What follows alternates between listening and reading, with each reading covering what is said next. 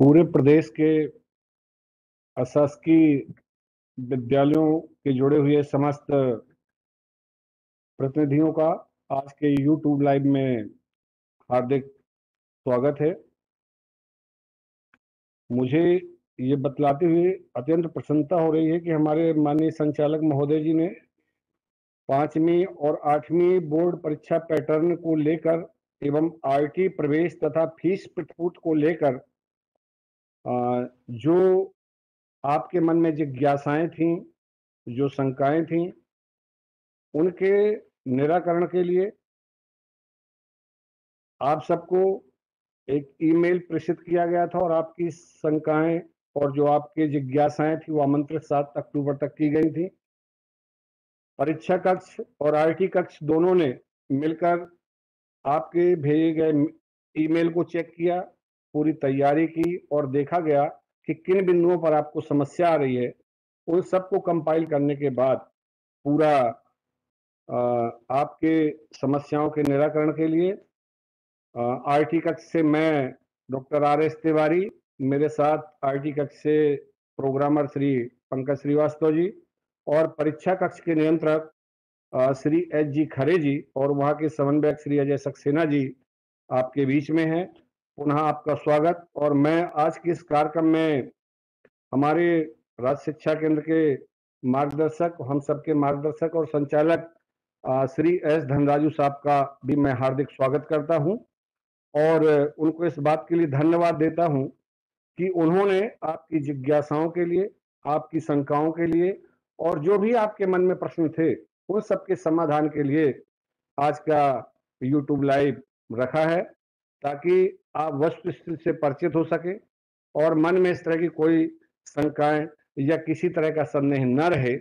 और अब मैं आदरणीय संचालक सर से अनुरोध करूंगा कि जो भी शासकीय विद्यालयों की ओर से जो शंकाएं आई हैं, तो मेरा अनुरोध रहेगा कि उनको बिंदुवार उनकी शंकाओं के समाधान के संबंध में अपना मार्गदर्शन दें। धन्यवाद। Thank you Ramashankar, Hargovind. साथियों, आज यूट्यूब के माध्यम से देख रहे सुन रहे सभी अशासकीय विद्यालय के साथी लोग हैं, उन सबका मैं इस कार्यक्रम में स्वागत करता हूं और उम्मीद करता हूं कि इस कार्यक्रम जब खत्म होगी, आपके जो शंकाएं हैं, आपके जो डाउट्स हैं, उसका उत्तर मिल गया होगा। अगर नहीं मिलता है तब भी ये संवाद बरकरार रहेगा। ऐसा नहीं है कि आज हम बोलेंगे वो अंतिम सत्य है। ये संवाद बरकरार रहेगा। इस मेल पे आप अपना कोई समस्या है भेज सकते हैं, लेकिन जिसमें अंतिम निर्णय है वो मैं आज बताऊंगा।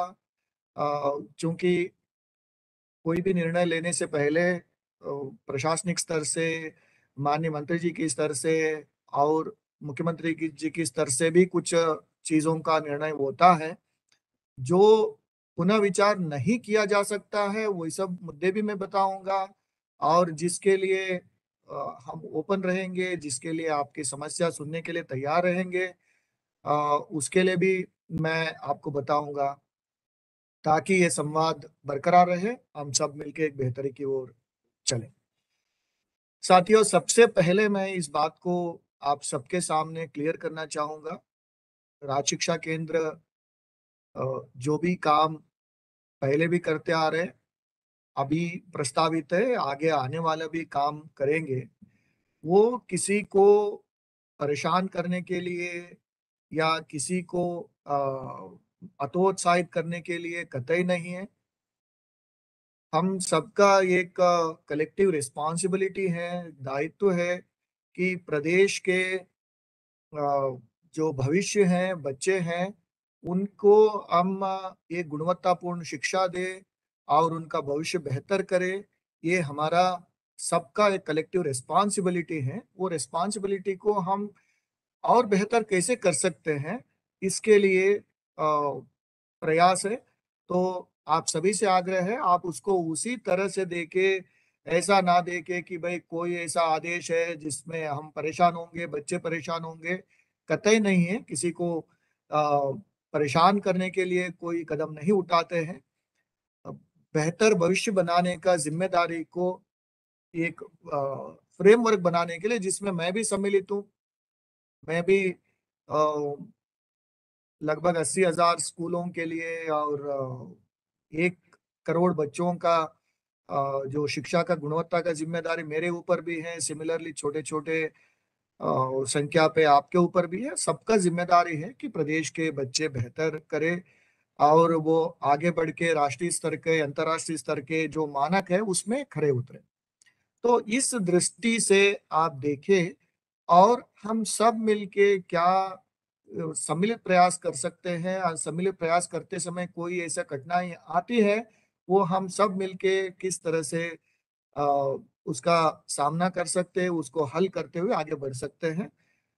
ये एक प्रयास है। मैं आज 2 मुख्य बिंदुओं को टच करूंगा। पहला, जो आरटी प्रवेश और फीस प्रतिपूर्ति के लिए अभी तक क्या किए हैं, आने वाले समय में क्या होगा, और आप सबका कुछ कुछ समस्याएं हैं, उसके लिए क्या हम कुछ हल दे पाएंगे नहीं दे पाएंगे, उसको मैं टच करना चाहूंगा।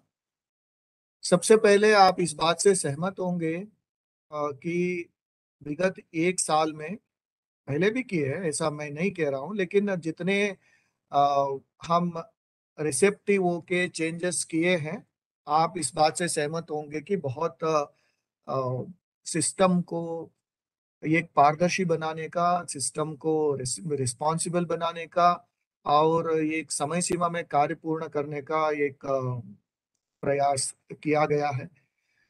कई सालों से किसी को पता नहीं चलता था कि भाई कितना हुआ, कब हुआ, अ, और कोई समय सीमा नहीं है।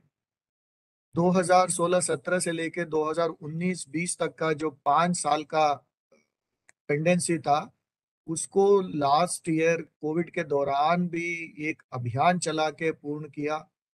और ये रिकॉर्ड है कि 1 साल में 500 करोड़ से अधिक का जो लंबित भुगतान था, वो अशासकीय विद्यालयों का फीस प्रतिपूर्ति के माध्यम से किया गया है। इस साल भी हमने ये कोशिश किया कि बार बार बोला, फिर कुछ साल के लिए बोला, फिर बाद में बोला बजट नहीं है। बजट का एक इश्यू रहता है, भारत सरकार से उसको सैंक्शन कराना पड़ता है, स्टेट गवर्नमेंट से सैंक्शन कराना पड़ता है। फिर भी हमने ये निर्णय लिया कि प्रपोजल समय सीमा में सबमिट हो जाए, और जैसे जैसे राशि का उपलब्ध होता जाएगा उस वैसे वैसे भुगतान किया जाए। इसलिए 2020-21 और 21-22 का एक साथ प्रपोजल बनाने का निर्णय लिया गया, जिसका लाभ आप सभी को मिला। और जो डिजिटल हस्ताक्षर से कुछ तकनीकी दिक्कतें आती थी, उसको भी सरलीकृत किया। आपके रजिस्टर्ड मोबाइल नंबर से ओटीपी के माध्यम से आप प्रपोजल सबमिट करने का सुविधा दिया गया। एक कदम जो पहले करना था, फॉर वॉट एवर रीजन नहीं कर पाए, वो कदम ये था कि हमारा जो फीस प्रतिपूर्ति नर्सरी से लेके कक्षा 8वीं तक एक जैसा था, जो जस्टिफाइबल नहीं है। क्योंकि प्राइमरी का जितना संसाधन इन्वेस्ट होता है, अगर कक्षा 8वीं का जितना संसाधन इन्वेस्ट होता है, वो दोनों में फर्क है। तो इसको ध्यान में रखते हुए हमने वित्त विभाग के सामने ये प्रपोजल लेके गया, समिति के सामने ये प्रपोजल लेके गया कि साहब हम स्लैब्स में इसको करना चाहते हैं। नर्सरी KG1 KG2 का एक स्लैब्स, और कक्षा 1 से 5वीं का दूसरा, और कक्षा 6वीं से 8वीं का एक स्लैब। उससे आप देखेंगे, जब 21-22 का भुगतान होगा, उस समय लगभग 1,000 रुपए का अंतर नर्सरी और कक्षा 8, मतलब मिडिल स्कूल के बीच में होगा। और वो आप सबके हित में हम लोगों ने ये निर्णय लिया है। और ये बीच में समस्या है कि साहब छोटे बच्चे, उनका आधार अपडेशन नहीं होता है या उनका बाकी बायोमेट्रिक करने में दिक्कत आती है, उसको ओटीपी के माध्यम से किया। अभी भी कुछ बच्चे बचे होंगे, इसके लिए भी प्रयास करके आइरिस स्कैन से भी, जहां फिंगरप्रिंट का दिक्कत आती है, आइरिस स्कैन से भी वेरिफिकेशन करने का सिस्टम अभी उपलब्ध हो गया है। और दूसरा एक था कि अगर कोई त्रुटि हो जाता है, कोई गलती से सबमिट हो जाता है, फिर आपको राज शिक्षा केंद्र, डीपीसी कार्यालय, जगह जगह आपको चक्कर काटना पड़ता था। हमने कोशिश किया कि भाई अगर स्कूल गलती किया है, स्कूल के पास वो अ, एक फैसिलिटी होना चाहिए उसको रिवर्ट करने का, उसको सुधार के दोबारा सबमिट करने का। वो भी आपके लिए टीम ने किया। एक समस्या ये थी कि जब कक्षा सॉरी सत्र 19-20 तक का खत्म हुआ है, फॉर वॉट एवर रीजंस 4 साल वो सुविधा उपलब्ध होने के बावजूद भी कुछ शालाओं ने प्रपोजल सबमिट नहीं किया था। वो उस गलती की वजह से अगर बच्चे आज भी पढ़ रहे हैं, उनका फीस प्रतिपूर्ति 2021 और 21-22 में उपलब्ध नहीं हो पाता था। तो ये सुविधा आपको दी गई है। अगर आप शिक्षा पोर्टल में अ, बाकी उसका रिजल्ट डाल के अपडेट कर देते हैं, तो वो बच्चे 2021 और 21-22 में उपलब्ध हो जाएंगे। तो ये भी प्रयास किया गया कि जो पुराना गलती की वजह से वर्तमान और भविष्य में आपको नुकसान ना हो, ये भी प्रयास किया गया, इससे आपको लाभ मिला है। एक प्रयास ये भी किया कि आपको दिक्कत ना हो, हरास ना हो कि भाई ये कागज लाओ, वो कागज लाओ। बड़े स्पष्ट तरीके से बताया गया है कि ये डॉक्यूमेंट्स होंगे, इस प्रक्रिया से होंगे। मैं ये कतई नहीं कहूंगा कि 100% उसका पालन हुआ होगा, लेकिन हमने प्रयास किया कि प्रपोजल सबमिट करते समय अनावश्यक प्रिंटआउट्स का, अनावश्यक फिजिकल कॉपीज का परेशानी ना हो, इसके भी हमने ध्यान दिया। इस बात से आप सभी सहमत होंगे कि जिस त्वरित गति से प्रपोजल्स को नोडल अधिकारी से डीपीसी को भेजा गया, ये पहले कभी आरटी का इतिहास में नहीं हुआ होगा। जब हम लास्ट ईयर और 1.5 साल पहले 2016-17 से 19-20 तक का प्रपोजल्स को क्लियर कराना चाहते थे, ये देखने में आया 2016-17 का प्रपोजल्स 4 साल बाद, 5 साल बाद अभी भी नोडल स्तर से पेंडिंग थे। तो आज के तारीख में मुझे ये बताते हुए हर्ष होता है कि लगभग 40,000 प्रपोजल्स पूरे के पूरे नोडल से क्लियर होके डीपीसी के पास आ गया है। और जिस समय हम बात कर रहे हैं, उस समय डीपीसी से भी 96% प्रपोजल्स क्लियर होके कलेक्टर को सबमिट होने को है। तो आने वाले 3-4 दिन में 100% हो जाएगा और 5 जिले का अप्रूवल कलेक्टर से भी हो गया है। ये संख्या भी लगातार बढ़ता जाएगा। कहने का तात्पर्य ये है कि 2 माह के अंतराल में प्रपोजल सबमिट करने का क्लोज होने के 2 माह के अंतराल में हम राशि भुगतान करने की स्थिति में आ गए हैं। ये मुझे लगता है कि हमारा टीम जो अ, प्रदेश के विभिन्न जगह पर बैठे हैं, उनको भी इस बात के लिए मैं धन्यवाद देना चाहूंगा कि इतने त्वरित गति से ये काम को अंजाम दिया। और 2020-21 का जो फीस का प्रतिपूर्ति है, वो एक साथ हो जाएगा ताकि आपको जिले में बार बार चक्कर काटना नहीं पड़े। तो दिक्कत की वजह से वो थोड़ा सा विलंब हो सकता है कि एक तो वित्त विभाग के लिए हमने अनुमति मांगा है राशि आहरण करने का, और दूसरा बैंक उसको सेंट्रलाइज भुगतान के लिए थोड़ा समय ले रहा है। फिर भी मैं आपको आश्वस्त करना चाहूंगा, इस माह के अंत तक 2020-21 का संपूर्ण राशि 100% राशि आपको आपके खाते में उपलब्ध हो जाएगा। जो टारगेट मैंने रखा था उससे 1 हफ्ता 10 दिन डिले हो रहा है, बट कुछ चीजें हमारे हाथ में नहीं होती है। बट मैं यहाँ बैठकर ये बताते हुए अच्छा लगता है कि हमारे पूरा टीम, डीपीसी, नोडल ऑफिसर्स का पूरा टीम ने जो लक्ष्य मैंने तय किया था वो लक्ष्य को पूरा कर लिया है और भुगतान होने के स्थिति में है। ये 2 तकनीकी इश्यू जिस दिन रिजॉल्व हो जाएगा वो भुगतान हो जाएगा। अधिकतम इस माह के अंत तक अ, ये भुगतान आपके लिए हो जाएगा। अब कुछ समस्याएं आप सभी ने भेजा है और हमने कोशिश किया कि उन सबको कंपाइल करके उसका समाधान देने का। सबसे ज्यादा लोगों में एक डाउट और चिंता इस बात के लिए है कि साहब, हमने 100 बच्चों का प्रपोजल सबमिट किया था, नोडल ने भी 100 बच्चे सब आगे बढ़ाए थे, लेकिन जब डीपीसी उसको वेरीफाई करते समय 10 बच्चे, 2 बच्चे, 5 बच्चे, किसी में 1 बच्चा, किसी में ज्यादा बच्चे रिजेक्ट हुए, तो इन बच्चों का क्या होगा? क्यों ऐसा रिजेक्ट हुआ? सभी होने के बाद क्या ऐसा हो गया? तो इसमें एक सिस्टम को स्ट्रेंथन करने का एक प्रयास है। इसमें 3 कैटेगरी के बच्चे अ, आगे नहीं बढ़े हैं, उसको रिजेक्ट नहीं करेंगे, कहेंगे, इसको हम कह रहे हैं कि होल्ड पे रखा है। क्यों होल्ड पे रखा है? कौन ये 3 कैटेगरी के बच्चे हैं? वो पहला कैटेगरी के बच्चे ये है कि जिनका जो 20 21 के लिए 21 22 में एडमिशन हुआ था, वो नोशनल एडमिशन था, ये बता के किए थे। उसमें भी कुछ लोग गलती से फीस भर दिए हैं, बल्कि वो फीस जीरो फीस है।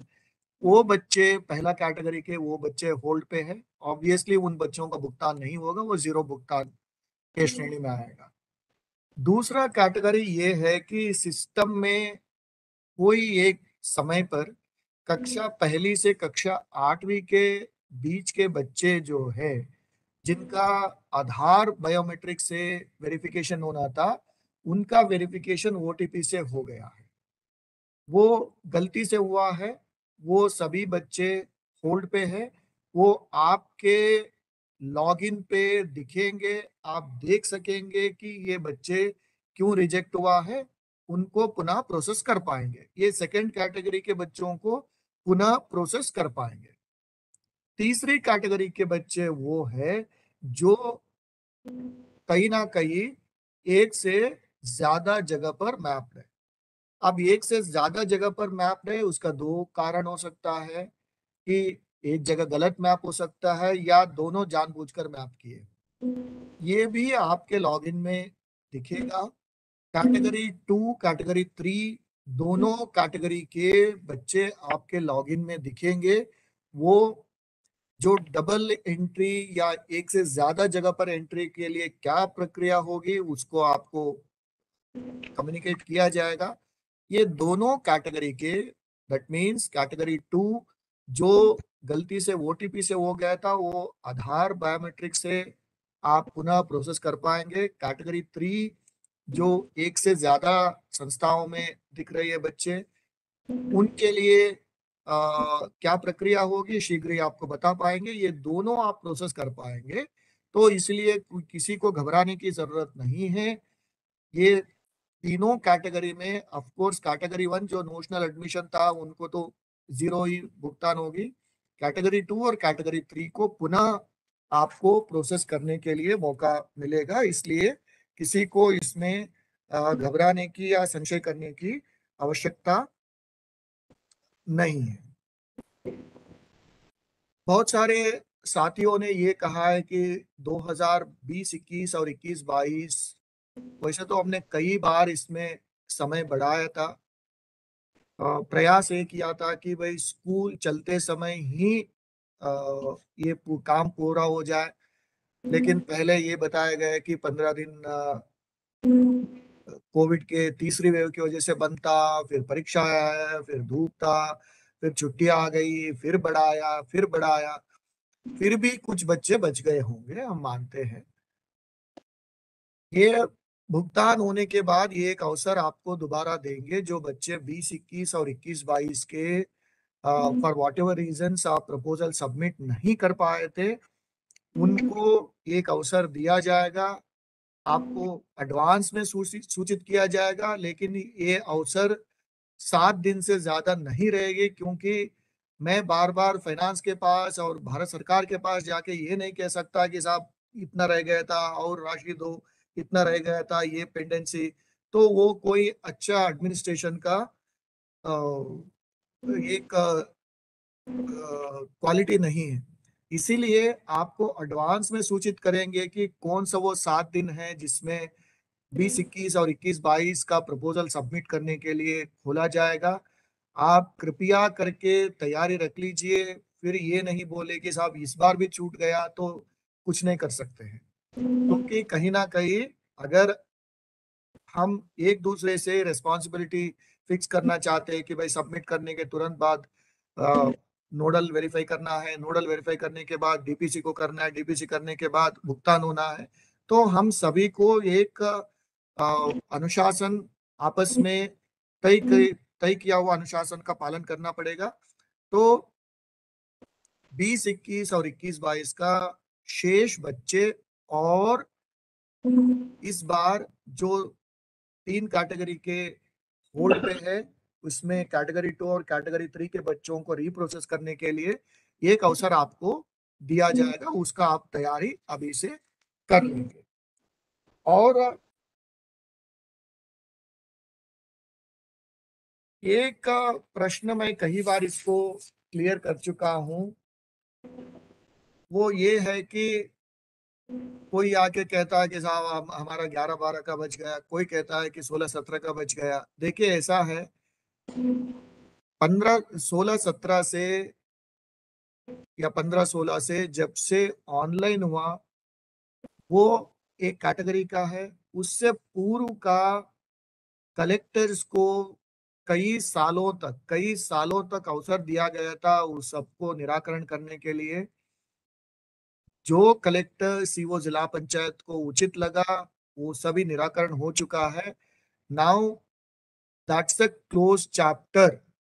उस पे कभी भी ऑफलाइन पे विचार नहीं किया जाएगा, कभी नहीं किया जाएगा। दूसरा, 19-20 तक का भी ऑनलाइन है। जितने भी लोगों ने समय पे 5 साल तक लगभग वो खुला था पोर्टल, क्योंकि इतना कोई डिसिप्लिन नहीं था, जब भी खोला तभी खोला, 2 साल का, 5 साल का। मैंने बहुत मुश्किल से कलेक्टर्स को रिक्वेस्ट करके, मैंने वो सभी, कई कलेक्टर्स ने मुझे मोड़ के ये पूछा कि साहब आप 16-17 का वेरीफाई करा रहे हो, 21-22 में हमारे पास क्या सबूत है बच्चे थे। तो बहुत मुश्किल से मैंने वो सभी क्लियर कराया है। तो 19-20 तक का कि कोई भी प्रपोजल अब पर विचार नहीं किया जाएगा।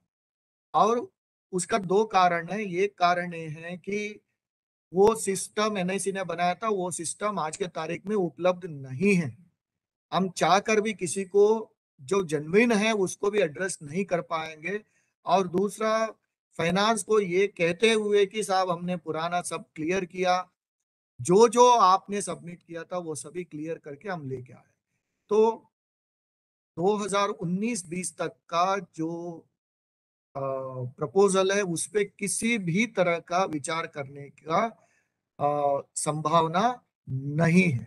तो 19-20 तक का बात ही हम नहीं करेंगे।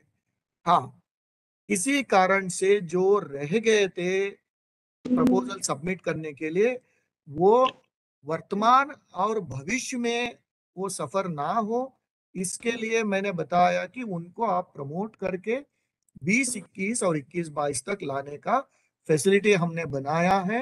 उस फैसिलिटी का आप उपयोग करें, और पुराना गलती की वजह से वर्तमान और भविष्य में आपको नुकसान ना हो, बच्चों को नुकसान ना हो, ये हमने ध्यान रखा है। तो 20-21 ऑनवर्ड्स आपको पुराना कोई प्रमोट करके लेके आना है, वो फैसिलिटी उपलब्ध है। उसके अलावा 19-20 तक का किसी भी तरह से कोई भी सबमिट करने के लिए, रीप्रोसेस करने के लिए फैसिलिटी उपलब्ध नहीं रहेगा, क्योंकि वो सिस्टम अभी बंद है, क्लोज है, एडमिनिस्ट्रेटिवली और टेक्निकली। एक प्रश्न बार बार पूछते हैं कि साहब बच्चे ड्रॉप आउट बच्चों को क्या होगा। ड्रॉप आउट बच्चे, एक तो सरकार ने या पेरेंट ने आपके ऊपर भरोसा करके आपके यहाँ एडमिशन कराया, बच्चा ड्रॉप आउट हो जाता है तो उस पे हम सबका जिम्मेदारी है। वो बच्चा ड्रॉप आउट हो गया तो उस पे कुछ भी नहीं कर सकते।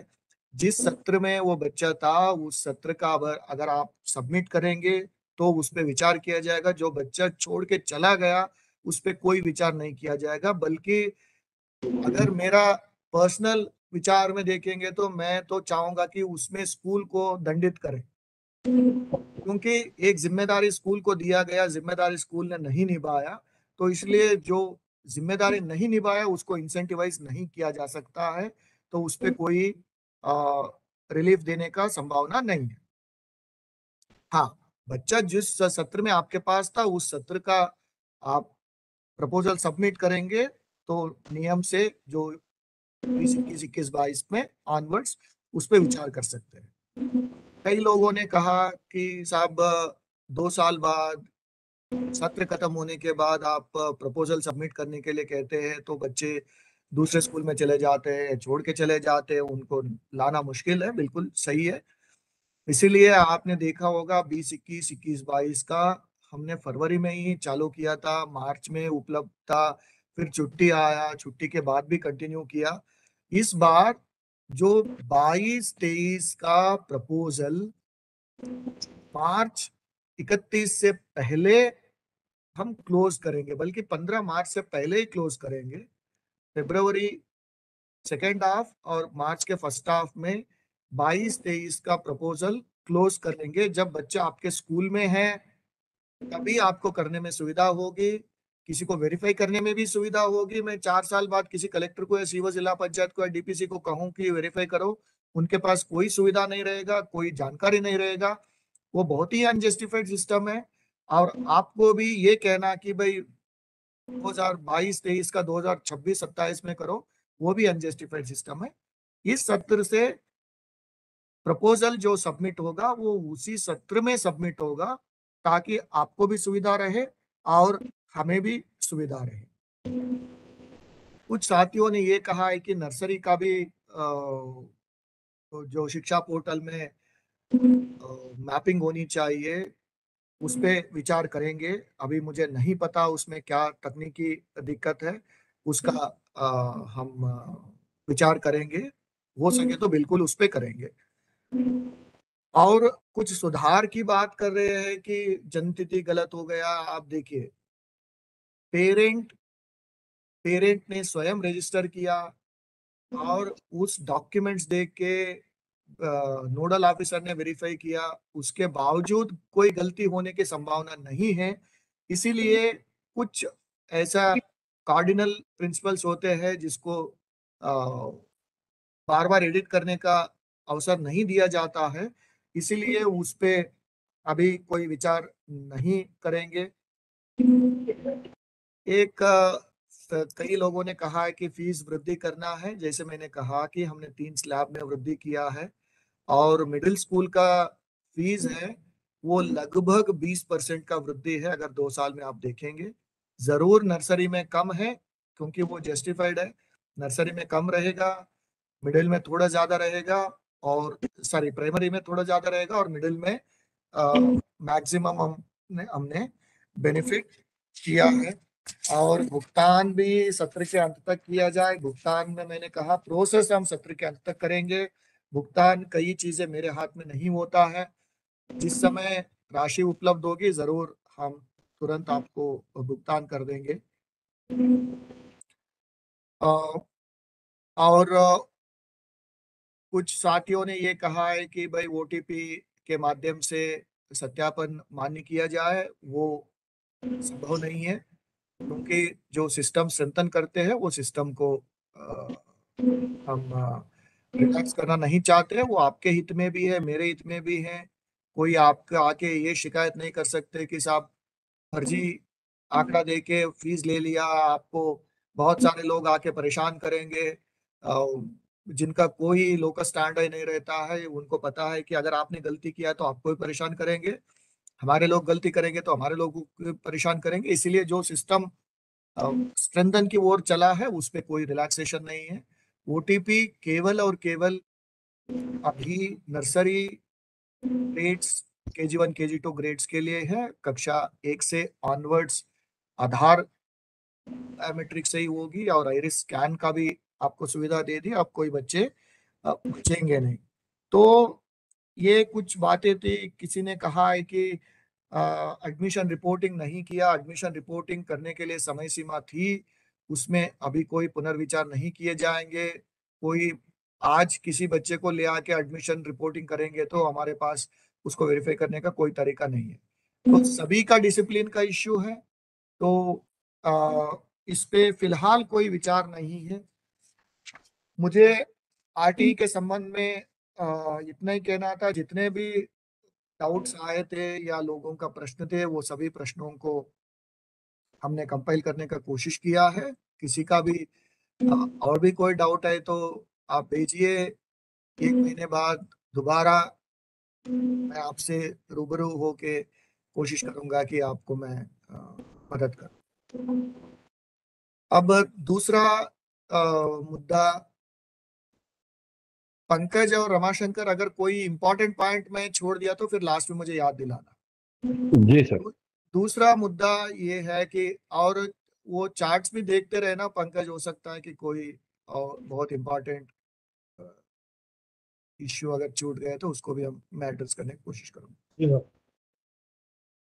अब अगला मुद्दा इक्वली इम्पोर्टेंट, वो ये है कि जिसमें सभी अशासकीय संस्थाओं का दिलचस्पी है, एक तरह से संशय है, कुछ हद तक डर भी है। वो ये है कि कक्षा 5वीं और 8वीं का बोर्ड पैटर्न परीक्षा, जैसे मैंने प्रारंभ किया था वो मैं दोहराना चाहूंगा। इसमें किसी को भी डरने की, किसी को किसी पर डाउट करने की, किसी को किसी के मंशा पर डाउट करने की आवश्यकता नहीं है। जैसे मैंने कहा कि ये हम सबका कलेक्टिव रिस्पॉन्सिबिलिटी है, हमारे बच्चे अच्छे करें और वो आगे बढ़ के राष्ट्रीय स्तर पर और अंतर्राष्ट्रीय स्तर पर का जो चुनौतियां हैं, आने वाले समय की चुनौतियां हैं, नए जमाने का चुनौतियां है, उसको सामना करने के लिए सक्षम बने, ताकि वो 10 साल बाद, 15 साल बाद मुड़ के ये नहीं कहे कि मुझे इस स्कूल ने या इस संस्था ने खराब किया, मुझे तैयार नहीं किया आने वाला चुनौती के लिए। ये एक प्रयास है। मैं ये नहीं कह रहा हूं कि इस कदम से सभी समस्या दूर हो जाएंगे, ऐसा कतई मुझे कोई भ्रम भी नहीं है। लेकिन छोटे छोटे कदम चलते रहना चाहिए। अ, एक बहुत फेमस कोट है, वो ये है कि a long journey begins with A small step. कितना भी दूर अगर आपको 10 किलोमीटर भी चलना है तो आप कदम तो वो 70 सेंटीमीटर का ही कदम से चलेंगे। जिनको उड़ने की शक्ति है उनको छोड़ के बाकी सब पैदल ही चलते हैं। तो छोटे छोटे कदम से ही हम कोई भी मंजिल तक पहुंचेंगे। ये भी एक छोटा कदम है, कोई बहुत बड़ा क्रांति है ऐसा मैं नहीं मानता। साथियों, अगर आपको याद हो, पिछली बार शासकीय विद्यालयों में कक्षा 5वीं और 8वीं की बोर्ड पैटर्न की परीक्षा हमारी टीम ने बहुत मेहनत करके आयोजित किया।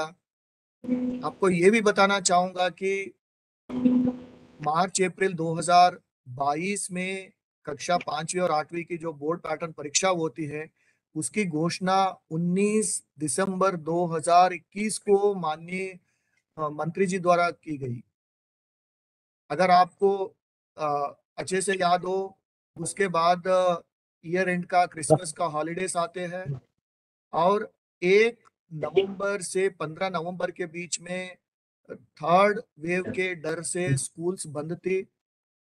इफेक्टिवली 1 से 1.5 महीने में हमारे शिक्षक साथियों ने, मैं जिनको बहुत धन्यवाद देना चाहूंगा, और पूरा टीम ने, और खासकर बच्चे और पेरेंट्स ने उसको अपनाया। और मुझे ये बताते हुए अच्छा लगता है कि एक बहुत ही एडवांस तरीके से हमारा टीम ने कक्षा 5वीं और 8वीं का परीक्षा लास्ट ईयर संपन्न कराया, जिसका रिजल्ट हम लोगों ने घोषित किया और मार्क्स कार्ड जनरेट करने का काम, प्रोविजनल तो हमने उसी समय दे दिया था, लेकिन हमने सोचा कि एक बहुत अच्छा सुंदर मार्क्स कार्ड सब बच्चों को मिले, वो अगला हफ्ता 10 दिन में उन बच्चों को मिलेगा।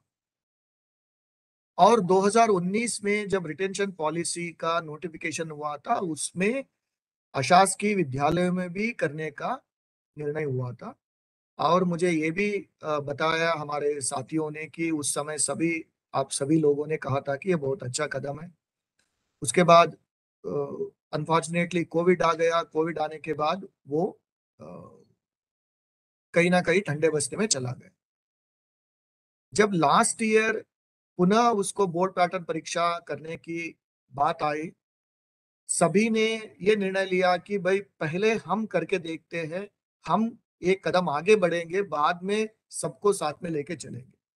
तो जैसे मैंने कहा कि 19 दिसंबर 2021 को घोषित किया और 3 महीने के अंतराल में परीक्षा संपन्न कराया। अभी कुछ साथियों ने ये कह रहे कि साहब ये क्या है, 4 महीने बीत गया है, अब क्या होता है। एक तरह से पिछले बार ही बता दिया गया था कि भाई आने वाले समय में ये अशासकीय शालाओं में भी होगा। जरूर उसका एक तरह से ऑफिशियल जो नोटिफिकेशन में कुछ डिले हुआ है, लेकिन आप ये देखें, हमारे शालाओं में, सरकारी शालाओं में अभी पढ़ाई जो चल रही है वो N-1 की चल रही है। दैट मीन्स कक्षा 5वीं में जो बच्चे हैं उनको कक्षा 4 का जो इम्पोर्टेंट लर्निंग आउटकम्स है उसके बारे में पढ़ाया जा रहा है, और कक्षा 8वीं में जो बच्चे हैं उनको कक्षा 7वीं का जो इम्पोर्टेंट लर्निंग आउटकम्स को दोबारा पढ़ाए जा रहे हैं, ताकि जो कोविड के दौरान लर्निंग लॉस हुआ था वो लॉस को हम एड्रेस कर सके। और शासकीय शालाओं में इस कक्षा का एट ग्रेड का पढ़ाई शुरू होगी 1 नवंबर 2022 को। अभी हमारे कक्षाओं में एट ग्रेड पढ़ाई शुरू ही नहीं हुआ है, इसलिए ये अ, किसी के मन में सोचना कि भाई बहुत पीछे हो जाएगा, कोर्स अब कैसे होगा, तो इसका कोई भी आधार नहीं है। और कुछ साथी ये भी कह रहे हैं कि हम तो भला पब्लिकेशन का पढ़ाते हैं। देखिए, मैं लीगल बातों पे नहीं जाना चाहूंगा, क्योंकि वो उसका मुझे कोई इंटरेस्ट नहीं है। जब आप मान्यता लेते हैं, मान्यता नियम में बड़ा स्पष्ट है कि एससीईआरटी द्वारा निर्धारित किताबें पढ़ाएंगे। उसके अतिरिक्त आप बच्चे को एक्स्ट्रा देना चाहेंगे, उस पर कोई रोक नहीं है, लेकिन वो मिनिमम है।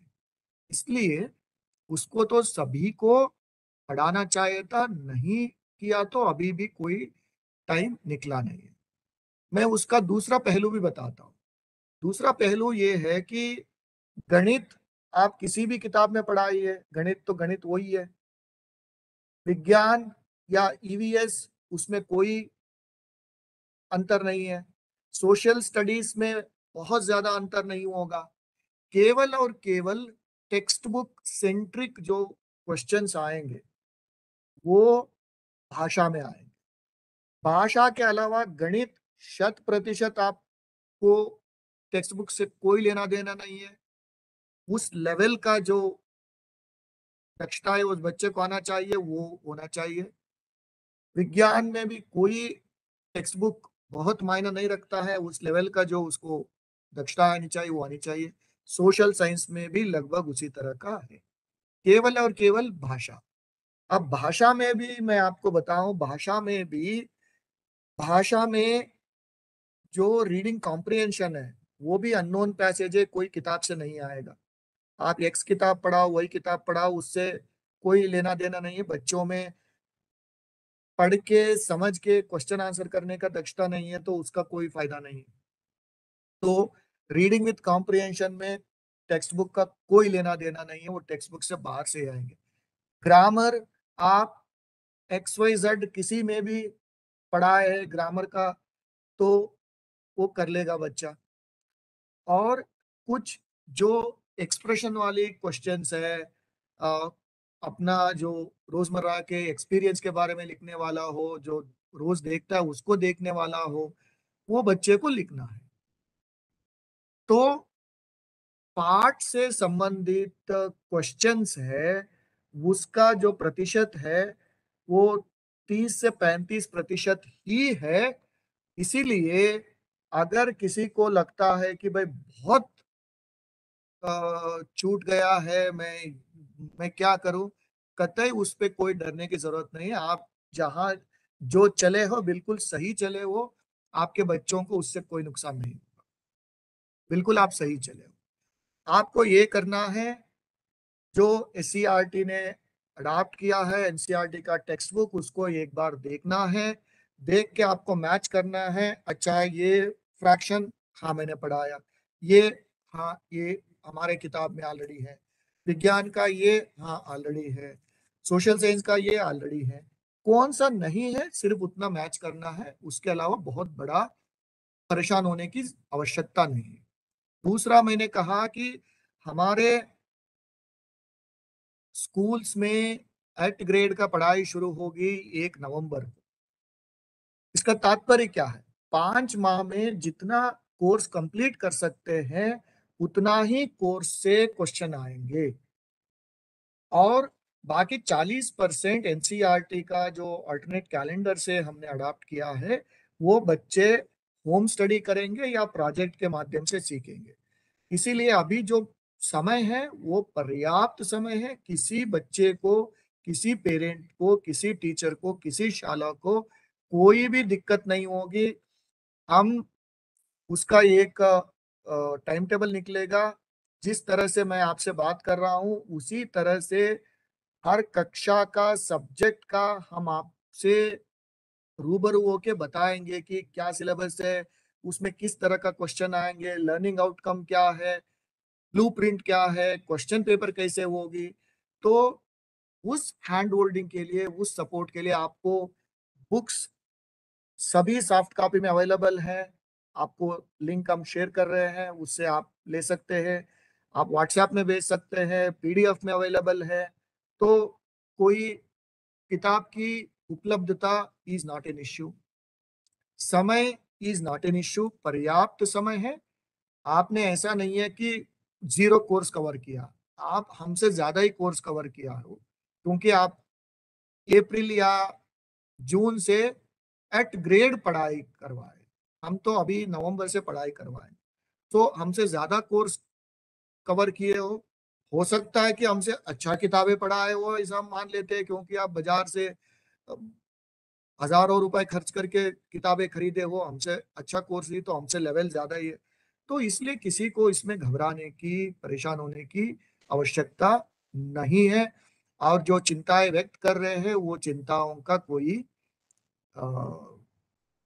बेस नहीं है।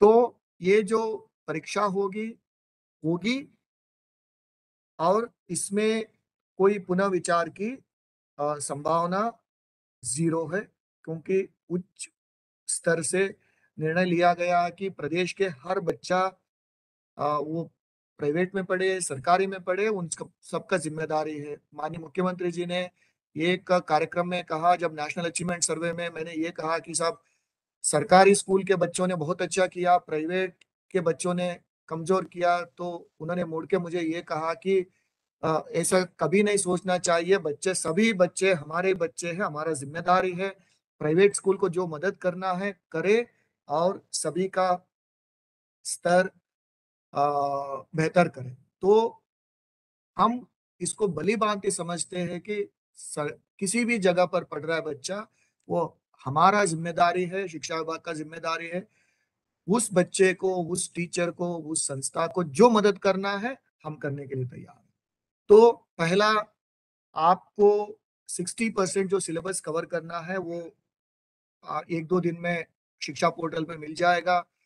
सैंपल क्वेश्चन पेपर मिल जाएगा, किस तरह का क्वेश्चन आता है, और subject wise, learning outcome wise आपको जिस तरह से मैं आज आपसे बात कर रहा हूँ, यूट्यूब लाइव से आपको बताया जाएगा, वर्कशॉप कराया जाएगा, वो आप अपने टीचर से शेयर कर सकते हैं, वो व्यू करेंगे। उसके बाद भी राज्य शिक्षा केंद्र के यूट्यूब चैनल पे ये वीडियोस अवेलेबल रहेगा, टीचर को जब समय मिले उसको देख ले।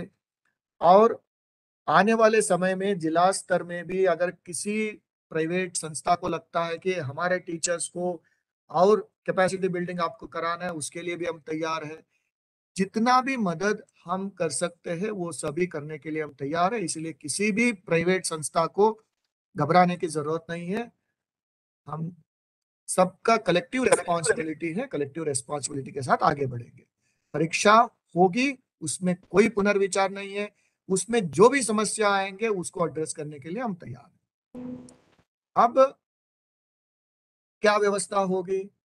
व्यवस्था ये होगी, बच्चे का रजिस्ट्रेशन होगा पोर्टल पे। जिस तरह से शासकीय बच्चों का पिछली बार रजिस्ट्रेशन हुआ था, वो रजिस्ट्रेशन के लिए बहुत सरल तरीका है, लेकिन ये ध्यान रखे वो बच्चा शिक्षा पोर्टल से मैप होनी चाहिए। सभी शालाओं के लिए एक लॉगिन आईडी क्रिएट करके हम देंगे। जब आप सिस्टम में लॉगिन करेंगे, आपको कुछ करने की जरूरत नहीं है, केवल आपको कक्षा सेलेक्ट करना है। कक्षा सेलेक्ट करेंगे तो जो बच्चे आपने शिक्षा पोर्टल में मैप किया वो सभी बच्चे आपको दिख जाएंगे। उसमें सभी सुविधा हमने दिया है, क्योंकि समग्र में कभी नाम दीपक का घर में मान लीजिए DEE लिखते हैं, उसने DIPAK लिख दिया, उसको चेंज करना है आप चेंज करो। माता पिता का नाम गलत है, उसको चेंज करो, लेकिन डॉक्यूमेंट आपके पास होनी चाहिए। जन्म तिथि पता चला कि कुछ भी डाल दिया, वो 60 साल का दिख रहा है, उसको भी चेंज करने का हमने फैसिलिटी दे रखे है। केवल कास्ट, जाति आप चेंज नहीं कर सकेंगे और आईडी चेंज नहीं कर सकेंगे, इसके अलावा सभी कुछ आप चेंज कर सकेंगे। बहुत सरल तरीके से चेंज करो, आप सबमिट करो, हो गया आपका रजिस्ट्रेशन, कुछ सोचने की जरूरत नहीं। और कुछ स्थिति ये बन सकती है कि कुछ बच्चों का समग्र रेडी नहीं होने की वजह से मैपिंग नहीं हुआ हो। टाइम है अभी, 17 तारीख से रजिस्ट्रेशन शुरू होगी, 5 या 6 तारीख तक अवेलेबल रहेगा, 15-20 दिन अवेलेबल रहेगा। जब अर्धवार्षिक परीक्षा शुरू होगी तब तक अवेलेबल रहेगा। इसलिए समग्र आईडी जिन बच्चों का नहीं है उन बच्चों को कहे, उन पेरेंट्स को कहे समग्र आईडी बना ले, शिक्षा पोर्टल पे मैप करे ताकि उनका रजिस्ट्रेशन हो सके। जैसे रजिस्ट्रेशन हो जाएगा उसके बाद अर्धवार्षिक परीक्षा का टाइम टेबल ऑलरेडी जारी हो गया है। आज पुनः उसको क्लियर किया है कि कौन से जो, क्योंकि कुछ कुछ लोगों में कंफ्यूजन है कि भाई माध्यम अलग हो सकता है, पहली फर्स्ट लैंग्वेज अलग हो सकता है। ऐसा नहीं है, जो माध्यम का है वही फर्स्ट लैंग्वेज होगा। उसको आज दोबारा क्लैरिफाई किया है। तो उसमें अर्धवार्षिक परीक्षा जो टाइम टेबल राज्य शिक्षा केंद्र ने जारी किया है उसी दिन को होगी, लेकिन प्रश्न पत्र आप ही बनाएंगे। 50 अंक का प्रश्न पत्र हम नहीं दे रहे हैं, प्रश्न पत्र आप ही बनाओगे, इवैल्यूएशन आप ही करोगे। लेकिन इवैल्यूएशन करने के बाद 2 चीजें आपको करना है। पहला ये करना है कि हर बच्चे का मार्क्स परीक्षा संपन्न होने के 15 दिन के भीतर एंट्री करना है, सब्जेक्ट वाइज मार्क्स एंट्री करना है। उसके बाद वो एंट्री नहीं होगी, अगर एंट्री नहीं होगा तो वो बच्चा एनुअल एग्जाम नहीं ले पाएगा। जैसे बोर्ड का रजिस्ट्रेशन होता है। अर्धवार्षिक परीक्षा आपके स्कूल में होगी। Time table, standard time table आपके सुविधा से नहीं है, time table standard time table. Paper आप बनाएंगे, इवैल्यूएशन आप करेंगे, मार्क्स आप एंट्री कराएंगे। तो ये आपको अर्धवार्षिक परीक्षा के लिए इस साल के लिए ये व्यवस्था शाला स्तर से होगी। मार्क्स आप एंट्री करने के बाद फिर उसके बाद एनुअल एग्जाम का अलग प्रक्रिया होगी। रजिस्ट्रेशन करते समय कक्षा 8वीं का बच्चे के लिए नॉमिनल फीस हम लोगों ने माननीय मंत्री जी से अनुमोदन कराया है, 100 रुपए शाला भरेगा। और ये शासकीय और गैर शासकीय दोनों के लिए, शासकीय शाला भी भरेगा, शासकीय शाला अपना स्कूल ग्रांट से भरेगा, गैर शासकीय शाला जैसे बाकी खर्चा करता है बिजली पंखा पानी का उसी टाइप का करेगा। अगर कोई शाला का पहले से व्यवस्था है परीक्षा शुल्क इकट्ठा करने का, वो स्कूल वो काम कर सकता है, उस पे कोई रोक नहीं है। लेकिन इस साल कर रहे इसके लिए अलग से कुछ नहीं होगा। अगर पूर्व से कुछ व्यवस्था चलते आ रहा है वो व्यवस्था आप बरकरार रख सकते हैं। स्कूल ऑनलाइन सिस्टम से जब बच्चे का रजिस्ट्रेशन करेगा, ऑनलाइन सिस्टम से फीस जमा करेगा, वो व्यवस्था बाद में हम बता देंगे। और सब्जेक्ट्स की बात हो गई है, बहुत विस्तृत निर्देश निकला है। सैंपल पेपर्स आपको मिलेंगे, सिलेबस आपको क्लियर करेंगे, और मुझे नहीं लगता है उसके बाद किसी को कोई डाउट होनी चाहिए।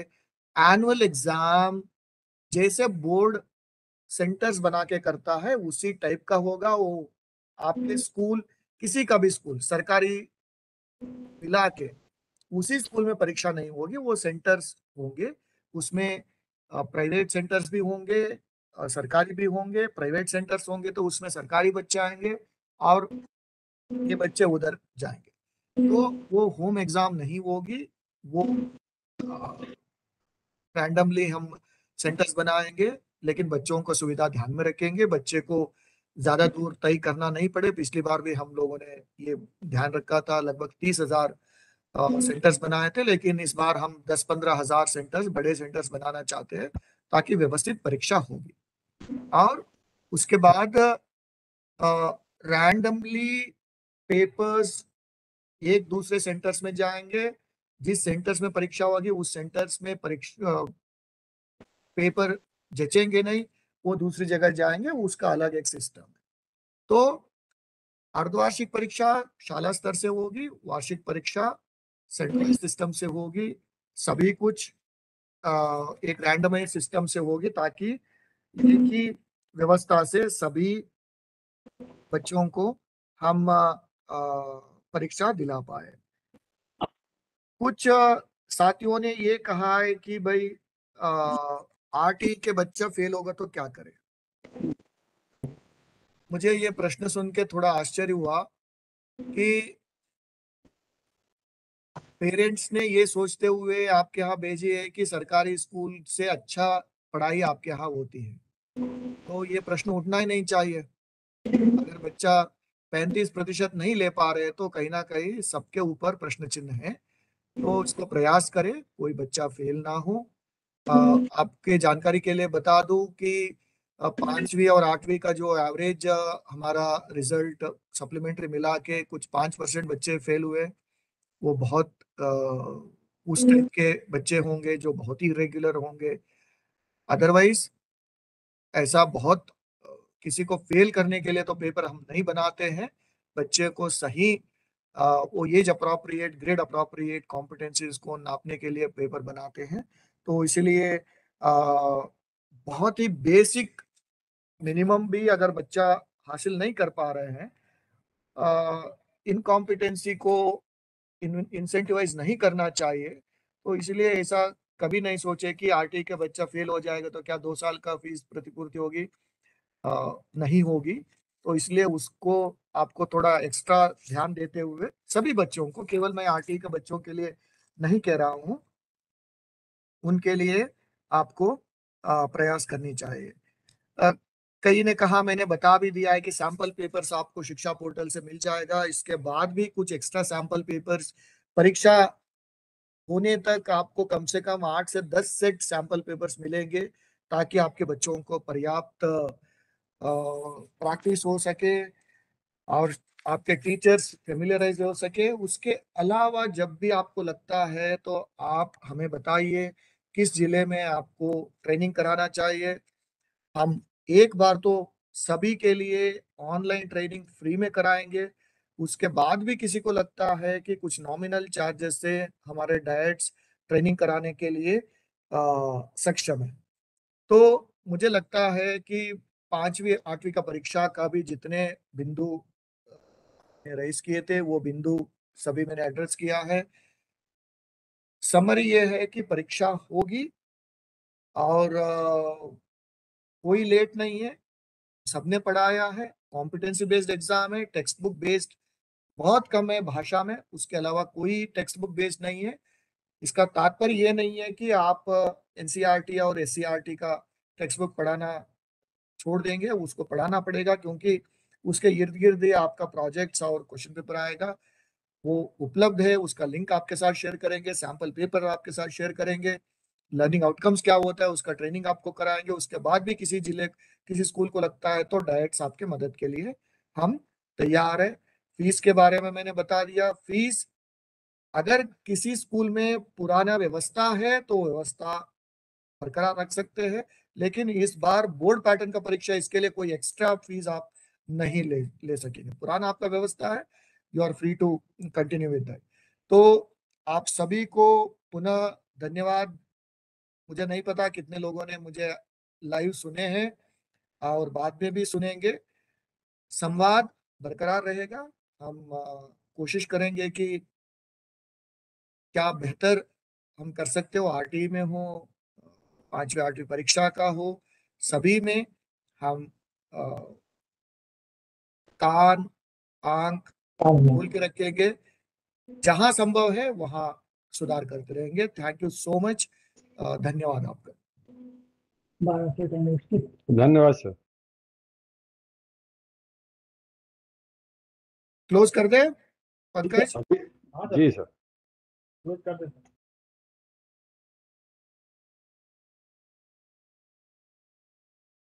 सभी को पुनः धन्यवाद। Thank you.